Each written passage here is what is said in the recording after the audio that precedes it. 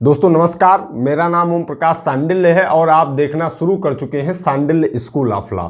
दोस्तों आज बात करने वाले हैं एडल्ट्री के बारे में, जार कर्म के बारे में। दोस्तों किसी स्त्री के साथ बनाया गया संबंध ही जार कर्म कहलाता है, लेकिन ये बलात्कार नहीं होता, इसे बलात्संग नहीं कहा जा सकता है, बलात्संग से अलग होता है। जार कर्म क्या होता है पहले ये समझिए।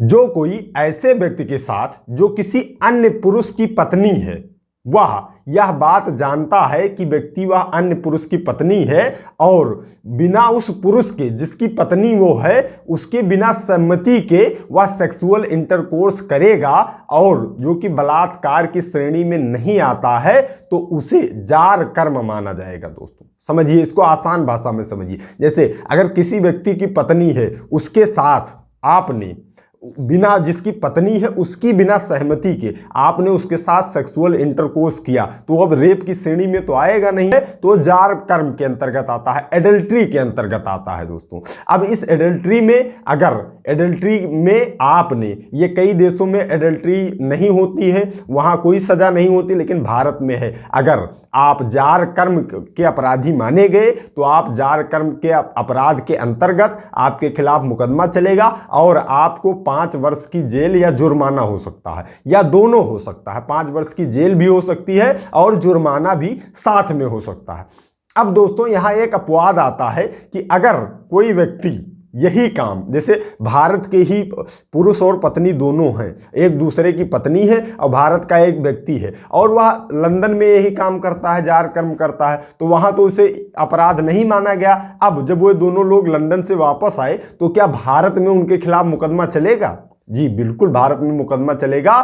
दोस्तों भारतीय दंड संहिता की धारा 4 कहती है कि भारत के किसी नागरिक को भारत या भारत के बाहर किए गए अपराध के लिए भारत में दंडित किया जा सकता है। दोस्तों ये भारतीय दंड संहिता की धारा 4 कहती है।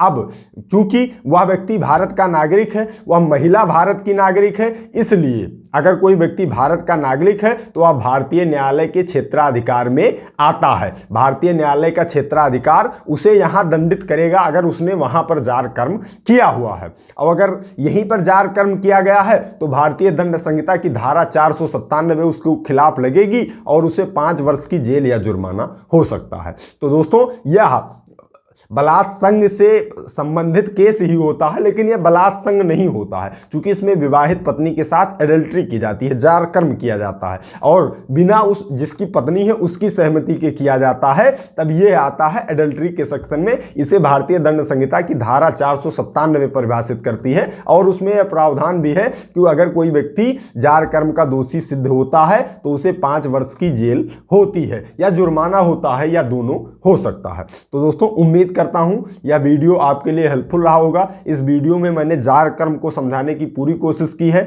आप सभी को वीडियो कैसा लगा कमेंट बॉक्स में मुझे जरूर सूचित कीजिएगा। और आज की इस वीडियो में इतना ही, मिलते हैं अगली प्रॉब्लम सॉल्विंग वीडियो में। तब तक आप सभी लोग अपने स्वास्थ्य का ख्याल रखिए, कानून की जानकारी, अपने अधिकारों की जानकारी इस चैनल के माध्यम से लेते रहिए, मामलों से बच के रहिए। I love you all. जय हिंद, जय भारत।